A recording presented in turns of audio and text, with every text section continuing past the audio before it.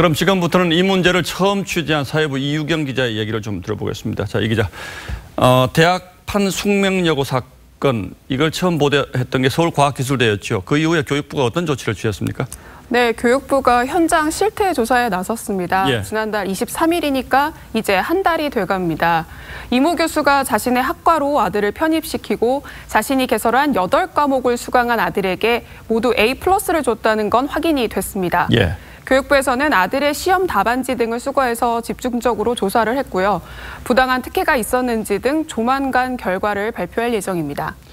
예, 저희가 앞서 이제 국공립대의 경우를 이제 쭉 살펴봤는데 이 국공립대만 하더라도 뭐 이런 경우가 비일비재하다는 거죠? 네, 저희가 확인한 것만 국공립 10개 대학 20명입니다. 예. 자신의 아들에게 시학점을 주는 경우도 있었지만 대부분의 경우가 자녀가 부모의 수업을 들은 뒤에 최고 학점을 받고 또 성적이 좋으니까 장학금을 받아서 혜택을 누리는 경우가 허다했습니다. 자, 그런데 이제 해명을 들어봤겠죠. 대개 뭐라고 해명을 하시던가요? 해당 교수들은 하나같이 내 자식은 정말 열심히 공부를 했다. 그리고 또 나는 공정하게 평가를 했다. 이렇게 얘기를 했습니다. 예. 하지만 왜 이런 사실을 학교에는 얘기하지 않았냐고 질문을 해보니 대답은 하지 못했습니다.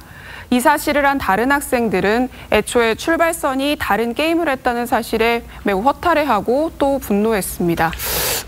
이런 상태라면 결국 뭐 교수 부모든지 또는 학생이든지 개인의 양식에 맡겨둘 수밖에 없는 이런 상태 같은데 아무런 이거 막을 수 있는 제도적 장치가 없습니까 지금?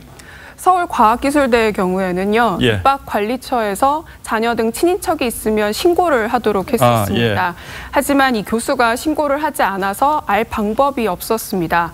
왜냐하면 국공립대 차원에서는 신고를 의무적으로 시행하고 있는 건 아니기 때문입니다. 물론 국공립 교수들은 공무원이기 때문에 공무원 행동강령 5조에 사적 이해관계 신고 등을 하도록 돼 있습니다. 이 의무를 위반한 것으로 보고 징계 대상이 될 수는 있습니다. 예, 제도가 너무 느슨한 문제가 있긴 있군요. 그럼 어떤 대책이 필요할까요? 교육자인 부모와 학생이 한 학교에 함께 다니지 못하도록 하는 상피제가 이제 필요하다는 점은 앞서 말씀을 드렸었는데요. 예. 실질적으로는 전체적으로 실태 조사를 벌여서 신고를 의무해야 한다는 의견도 많습니다. 또 지금은 교수 한 명이 문제를 출제하고 평가하는 시스템인데 교수가 출제하면 채점은 위원회를 꾸려서 다수가 평가하는 등의 방안도 거론됩니다.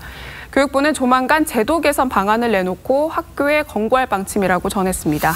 예, 뭐 요즘 학생들 굉장히 어려운데 대단히 이제 중요한 문제 같은데 계속 좀 취재해서 제도 개선까지 좀 이루어지도록 좀 애를 썼으면 좋겠네요. 자, 이유경 기자 잘 들었습니다. 예.